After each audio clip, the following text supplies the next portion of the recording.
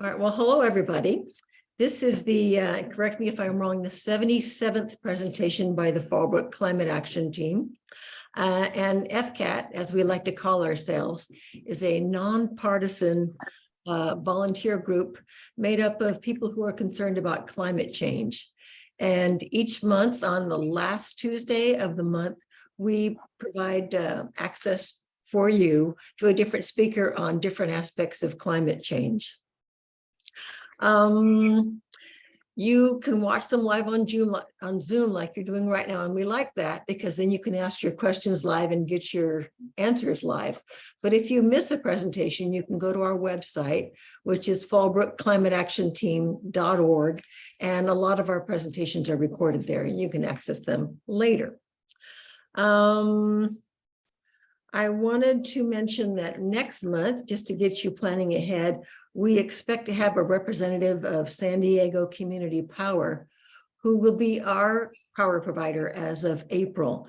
And at that point, we're going to start having our energy come from more sustainable sources. So put that on your calendar. And I was asked to mention that we like volunteers. And if you've been with us for a while and you would like to work with us, we do need volunteers, especially people who are willing to make phone calls and let people know about our talks.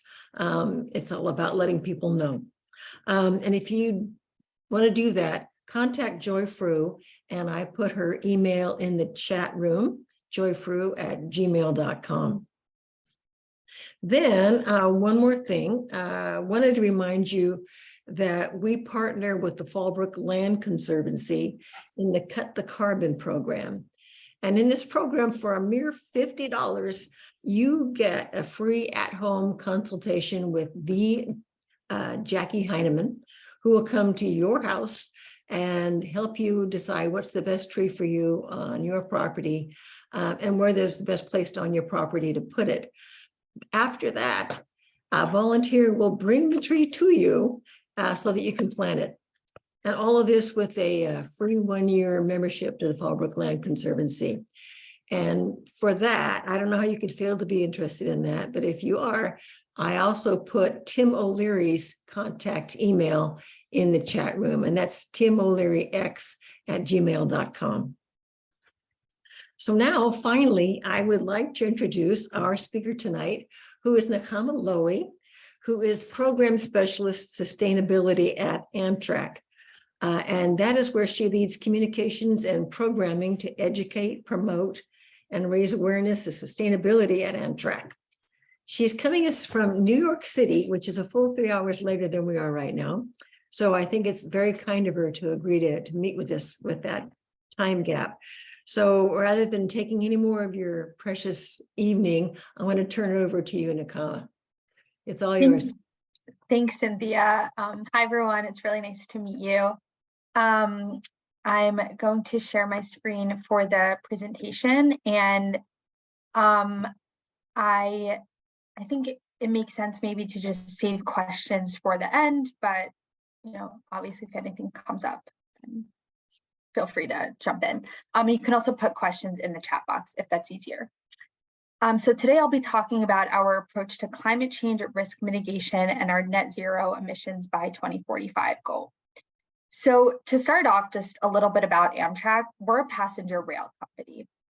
We move passengers throughout the United States nationally. We don't move freight, so we're not involved in any of that. We're just primarily passenger rail, and we were also created by the federal government. So it's a little bit different than, let's say, a commuter rail that you might take locally, but we do run city to city. But we can talk more about that after. But just wanted to give a background into the discussion and where our impacts are. So last summer, Amtrak's board of directors unanimously approved a company-wide climate commitment. And perhaps our most prominent and most spoken about goal is our net zero emissions by 2045 goal. Previously, we had an emissions reduction target of 40% by 2030, but we knew that that was not ambitious enough, and we wanted to be in line with industry standards and ensure that our operations minimize our impact on the environment.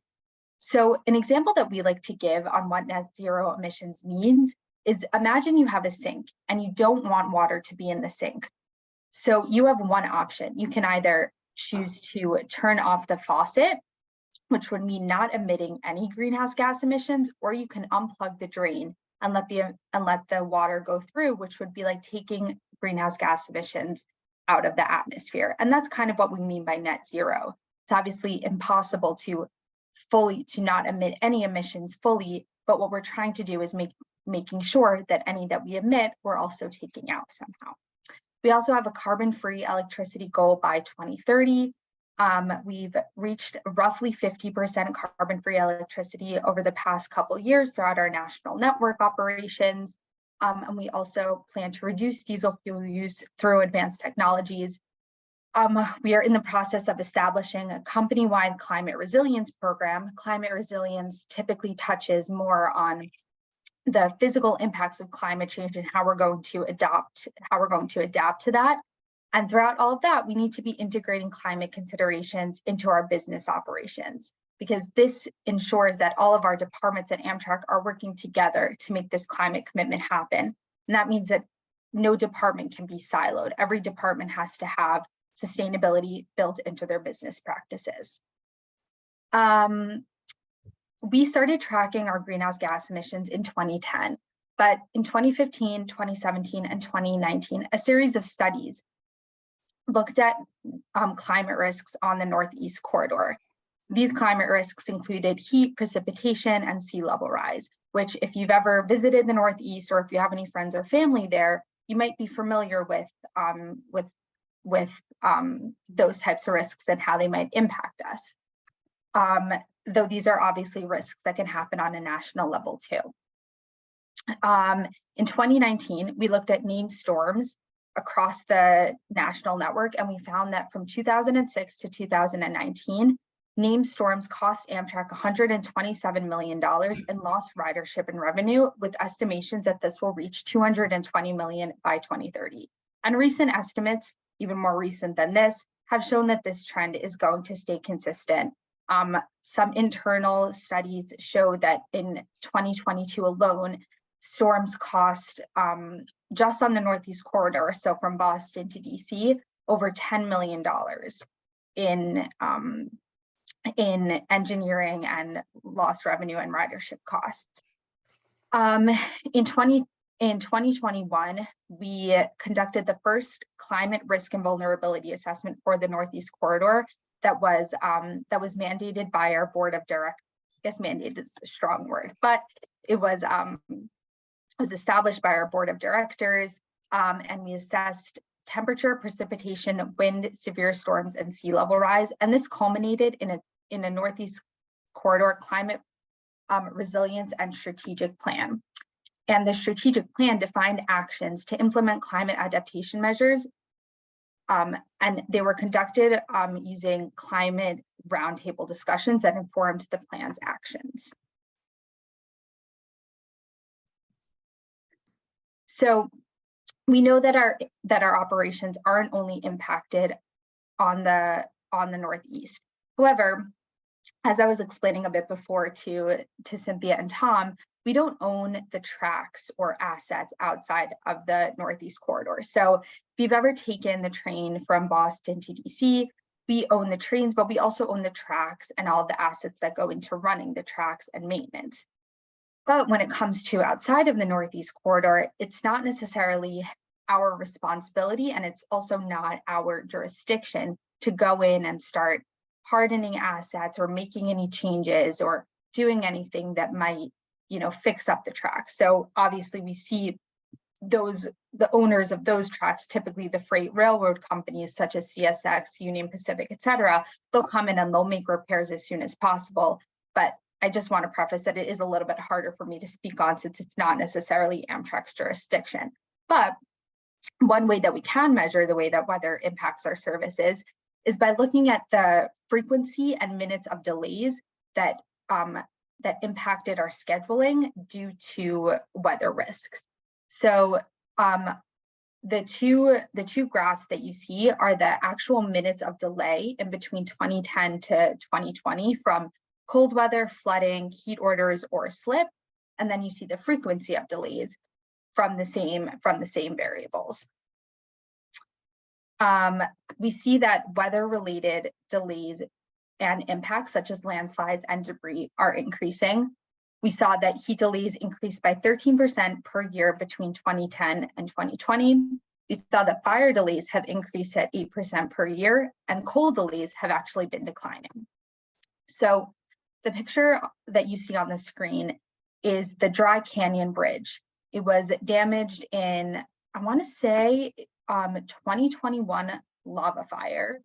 And while Union Pacific was able to rebuild it in 1 month, the passenger rail service that Amtrak runs on the coast Starlight between California and Oregon was suspended during this time. So this is just one visual example of the way that wildfires might impact our operations on the West Coast. Here on the East Coast, in 2021, we were hit by Hurricane Ida. What you see here on the screen is the Schuylkill River flooding after Hurricane Ida hit Philadelphia and other areas on the Northeast a couple years ago. The storm left people without power, cars submerged, and damage to homes around the city.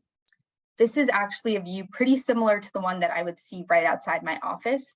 Amtrak's 30th Street station is right next to the river.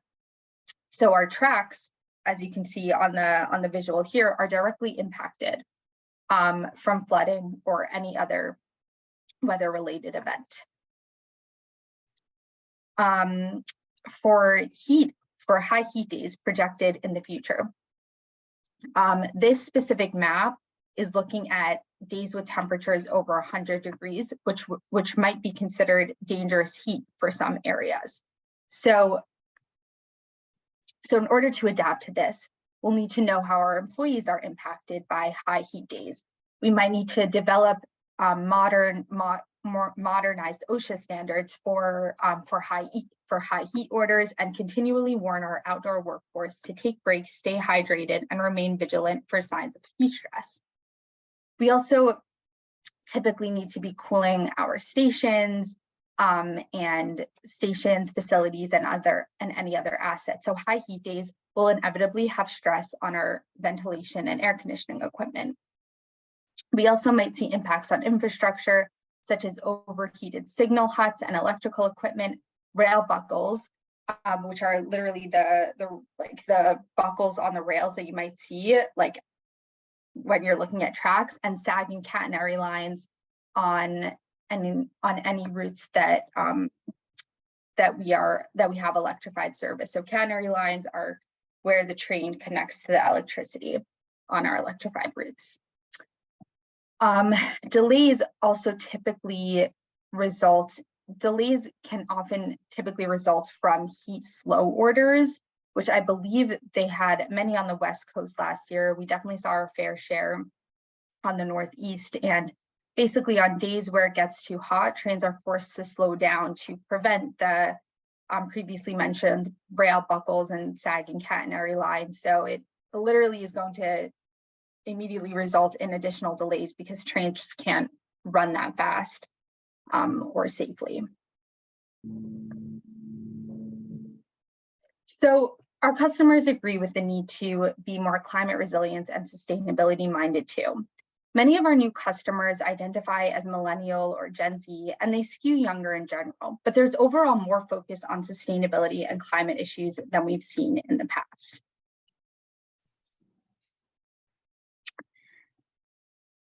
In general, we know that trains are more energy efficient and environmentally friendly than other forms of travel. So on the electrified Northeast corridor, we'll typically see the lowest amount of emissions per passenger mile. And this is because a lot of our electricity is powered by carbon-free energy. Whereas on the national network, taking a train would typically use diesel fuel. So the emissions will be higher, but they're still significantly lower than an airplane or a single occupancy automobile. And we see this in customer surveys as well, that many will opt to take a train over other forms of travel where possible, of course, because it is more environmentally friendly and energy efficient. So since 1980, the Northeast Corridor coastline has seen sea level rise more than 3 times the global average. By mid-century, we can expect to see an increase in temperature of 4 to 5 degrees and an increase in precipitation by 5 to 15% compared to the previous half century. So this is an excerpt from our climate change vulnerability assessment conducted in 2021. And this is on the Northeast, but hopefully, with our national climate vulnerability assessment, we'll soon be able to share one for the West Coast. But just to explain the types of things that we're looking at, what we're looking at here is a screenshot from the report with a view of the Northeast Corridor reflecting an increase in days above 100 degrees from current day. This is the worst case scenario at the highest emissions projection by 2100. So depending on the different, emission scenario, and depending on how quickly we can mitigate climate change and keep emissions at the lowest possible point, will kind of give us an idea of the number of high heat days that we'll see in the future. So what we can glean from these results are that the cities listed in the lower left corner indicate the average number of days above 100, and then by 2050, above 100 degrees by 2050 and 2100. So in pretty much all scenarios, they're going to be rising. The right side is the asset profile within the heat stressor. It lists operational assumptions and thresholds, exposure, sensitivity, and adaptive capacity parameters. And this is all just to say that we're looking at different assets, trying to understand how high heat days will impact them and specific areas where they might be most impacted and what can we do about it. So our vision for climate adaptation is to become an industry leader by substantially reducing climate-related losses, disruptions, and health and safety impacts, while systematically implementing resiliency into business-wide operations. So we're looking to integrate climate adaptation measures into 3 areas: our people, our practices, and our assets. And this aligns directly to our core values to excel together, put customers first, and do the right thing. So I don't necessarily want or need to go into detail for all of these, but basically what I think is important to kind of note is that these priority actions are not just looking at one facet of the company. We want to understand how climate change will impact our operations across the board, but also how we can together as a workforce move forward. So for people, an example of this might be to increase the availability of climate subject matter experts across the organization through new hires. So we might look to hire people with a focus in sustainability in different departments, or try to ensure a certain level of training that goes into each employee when they're first onboarded. For practices, we're looking to update our engineering specifications and practices to include design standards that boost climate resiliency. And I think we're already kind of starting from a good place, since a lot of engineering companies are using their own climate resilience standards as well, but we are looking to make it more of a company-wide practice to align with green building codes, and just to ensure that the projects that we're investing in are going to be lasting and sustainable for many years to come. And then for assets, we'd want to utilize climate stressor data to develop climate resilience targets for assets. So when it comes to certain regions or certain places that we might be interested in focusing in more, we might be looking at this part of the strategic plan to understand the different climate impacts and how they'll impact our assets. So I just did 3 out of 9 examples. So yeah, let me know if you have any more questions on this at the end.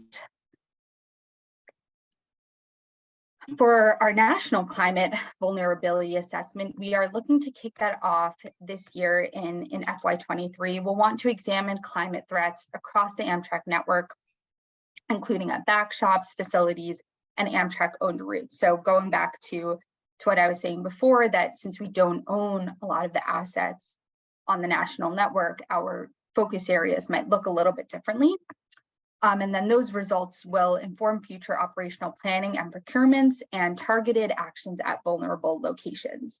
So the example at the top, the climate mapping for resilience and adaptation, it's a really cool website that it's available for all the public, but you can go on and look at different cities of interest and whatnot, and just see like droughts, wildfires, any different type of climate risk, and see how it might impact that region.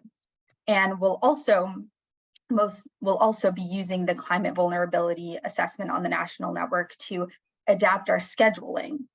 For example, if we are projecting that a wildfire season might disrupt our routes in certain areas, that might impact when and where we schedule shift change, and making sure that we get our passengers there as on time and safely as possible. Now, to speak more on our vision for 2045 for reducing emissions to net zero, our goal is to be a net zero mobility provider across our business. And we already know that we're an energy efficient and environmentally way to travel, but we know we can be doing more.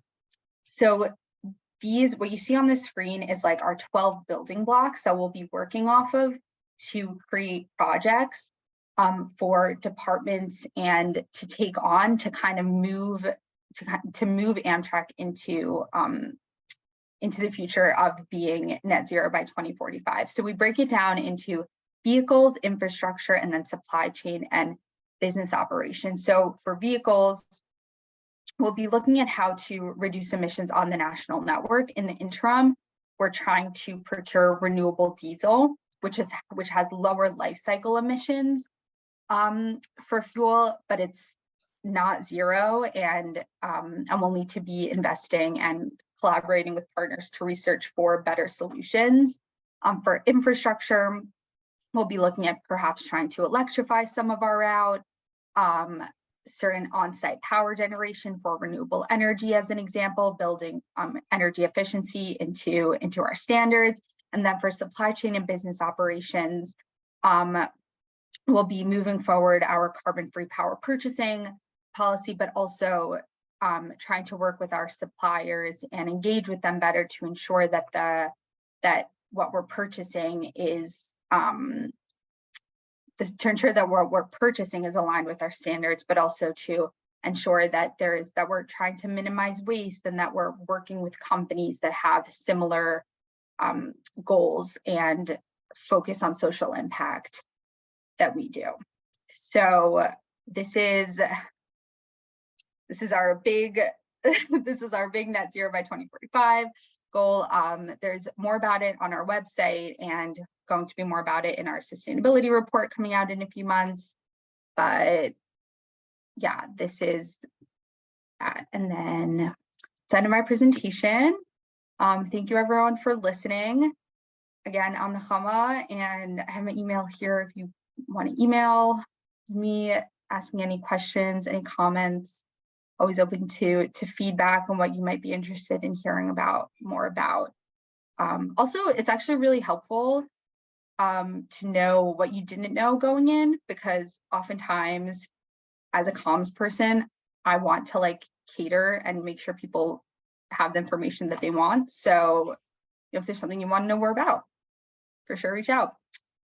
But yeah, I'm gonna stop here. And are there any questions? I see it. I think we have several questions in chat. Okay, so the first question, can trains not run on partially flooded tracks? They can run on partially flooded tracks to a limit.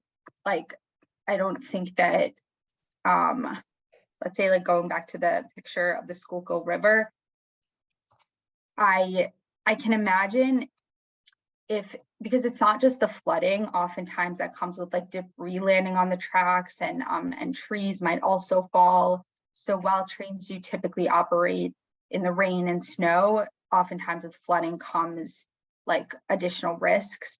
Specifically this flooding also, I know there were cars that were submerged, like it was intense flooding. I think the delays might also impact it. So I know in California recently there were like delays of, let's say, like 12 hours, which, is like maybe just time to clear the tracks versus like additional delays that might come on more. So I think it just depends on the level of flooding. Are you seeing any research yet regarding the optimal long distance speeds for lowest emissions? Some of the high speed rail emissions are excessively fast and might induce more frequent use of long distance commuting. That's such a good point. I've never thought about that. I just don't think it's such an issue because we don't have, like, our highest speed rails are 125 miles per hour. So I haven't even looked into like, because I'm thinking of like trains maybe in Europe or Asia where they're like 250 miles per hour. And I don't think that's, as far as I know, I don't think that's like in the future of an Amtrak, but that's very interesting. We do have a high-speed rail plan for California. Is that going to be independent of Amtrak? I think so. If it's run by like by Caltrans or on the Capital Corridor, we'll have trains that operate on it. So we don't. So for example, the Pacific Surfliner, like we don't own it, but we, like, our employees run it and stuff like that. It's like a little bit of a complicated relationship. So I assume maybe we would have like service, like Amtrak service on the high speed rail, but it wouldn't be like run through us. What? So you turned him off? Yes. Oh, There you go. Are there any good candidates for electrification outside the Boston, Washington border? Very good question. Yes, as I'm not, I haven't heard any updates recently, but they are looking at, I think we're considering some cities that might have an interest. I don't believe I'm privy to say any specifics outside of that, but yeah, for sure, it's being looked at. Are there? Oh. Jonathan Cole has a question. Go ahead and ask it, Jonathan. It was actually more of a comment. I'm not sure. This is a local climate issue that has certainly got attention of a lot of folks. I actually live in San Clemente, and right now there was track movement. We've got a couple of places in Del Mar near San Clemente where tracks are right on either below the beach cliffs or on top of, and that's movement there. Erosion is causing significant issue. So they're looking at moving the tracks inland, but that's a long-term solution. But we haven't had service. You mentioned Pacific Surfliner, and we've only had weekend service for the last several weeks because of that. I don't know if there's other areas that are similarly affected, or how much that's captured attention of folks at Amtrak. Yeah, that, and I think also the coast Starlight was impacted by recent flooding. Right, that same route, yeah. Oh, okay, got it. I apologize. No, you're right. That's a different route. Yeah, there's been a lot of people are aware. I think our leaders had they sent out a notice because I think it's important for them, it's important for everyone in Amtrak to kind of like know a lot of like the big news, even if we don't live in California. So it's definitely been talked about. but we're not really involved in the repairs or the construction of anything additional. So I think I want to say it would probably be like Union Pacific, and they might have information on their website pertaining to how they plan on dealing with coastal erosion. But I could be wrong. I don't want to call them out. Thank you. Yeah, of course. Do you know about the, and then Carl asked, do you know about the catenary? It is steel, and will there be resource concerns as we electrify all the diesel trains? Definitely support catenary concept over battery electric trains. That's a good question. I don't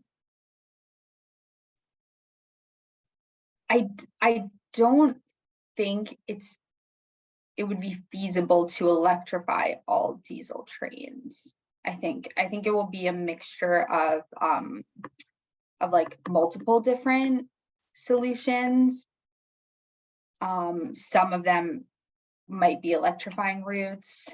Some of them might be battery electric, which I assume you would probably have the same concern over resources. We're also looking at perhaps hydrogen trains when they become, more viable. So I think it's a mixture, but I don't know. It's a good question. I do wonder how we'll deal with that.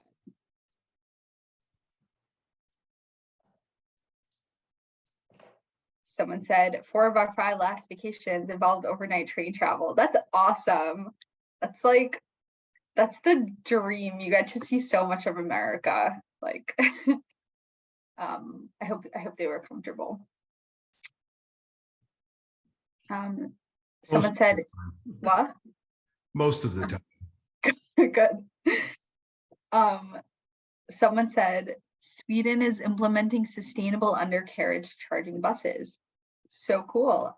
Oh yes, that's actually brings up a good point. We will, and I think this is also, we lease our on-road vehicles. So if you've ever like taken a bus in between like train services, sometimes we like offer that to get people places. The federal, there's like a federal mandate that will need all vehicles need to be like electric at a certain point. So we're certainly looking to electrify our on-road vehicles. Of course, we in California, we like our You're ahead of that already. Expanding your access in the West, maybe encouraging the local truck operators to improve tracks or expand tracks. And is there any federal funding that you know of that might encourage this or enable it? Yeah, so the federal government currently has applications open for a program called the Corridor ID program, identification program, which is where I think it would be through like the transit agencies. They would put in an application to like build a new route, or I guess a new corridor, and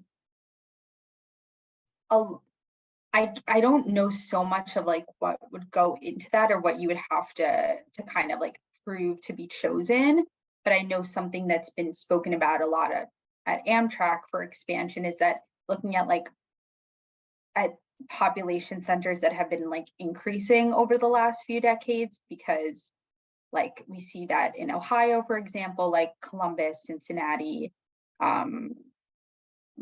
Cleveland, like that's, an area that's expanding and growing in population.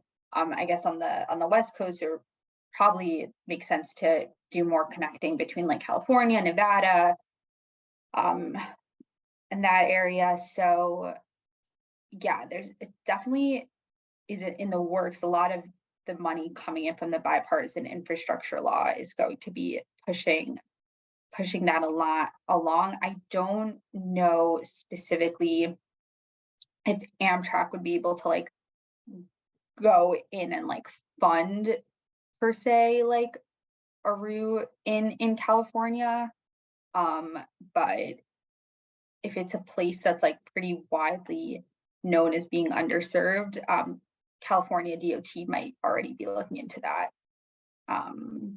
Yeah, and they're building as part of the high-speed rail plan, right? They're looking to build additional track, Mhm. right? Yeah. Yeah. Yeah, was that what you were referring to? Yes, it's not going well. Right, Yeah. Yeah. Budget goes up, track does not go down. right. Are there places, I guess, to ask you back question, are there like cities in California that you see of as like somewhat underserved that you Big have in time. mind? Big time. I'll let other people jump in here too, but we're a long, skinny state. And we really can't get easily from one place to another without flying or driving long distances. I have tried to travel by train in California, but it's very often the train, bus, train thing where you're constantly getting off a train and on a bus and off a train and on a bus. And after a while, that's discouraging. I think it's keeping me from using the train more than I would, but more than I am, and much more than I would like. Yeah, no, the time constraints are real. But certainly more routes would help Californians a lot. Yeah, And so I don't know if Amtrak can throw their weight around, but I guess it's the federal government that needs to throw its weight around. right. It's many different yeah, but we do work a lot with state supported with our state partners. So so I'm sure, you know, there's constantly like collaboration and advice and all of that, but yeah, I don't know. I think it's an exciting time, I think, to be in public transportation, just because of the money that's being thrown our way from the federal government through the bipartisan infrastructure law. But this planning stuff always takes a really long time. So Well, Nechama, put in your best word for us in California. will do. Such a pleasure speaking to everyone. Yeah, if you need anything, don't hesitate to reach out. And All right. Well, it looks like you've answered all our questions. Does anybody else have anything? Looks like. So, well, thank you. Oops, I see. I was going to say thank you very much. of course, thank you for listening and for being interested. I And like you, a few things. Thank you. thank you very much. Okay. Well, we'll say goodnight, everybody, and we'll see you next month for San Diego Community Power. Oh, yeah, send it over. Thanks. All right. Good night, everybody. Good night, Cynthia. Thanks.